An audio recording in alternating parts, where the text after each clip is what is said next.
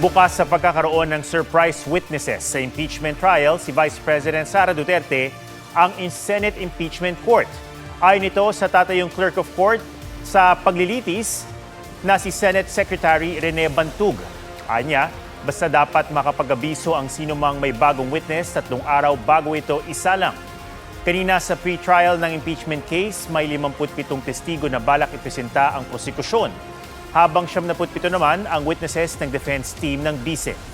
Para mas malinaw ang pagpresenta ng witnesses, maglalabas ang impeachment court ng pre-trial order para sa lahat ng napagkasunduan at hindi napagkasunduan ng magkabilang kampo. Huling araw na dapat ng pre-trial conference pero posibleng sa Huwebes ito matapos dahil sa dami ng mga ebidensyang kailangang markahan. Sa kabila niyan, on track pa rin sila sa July 6 na pagbubukas ng impeachment trial.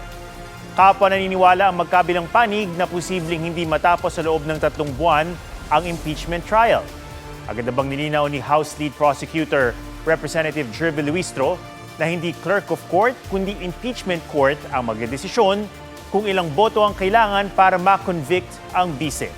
Kasunod yan ang sinabi ng tagapagsalita ng House Prosecution Team na sinubukan naman ng depensa na palutangin ang issue ng conviction threshold.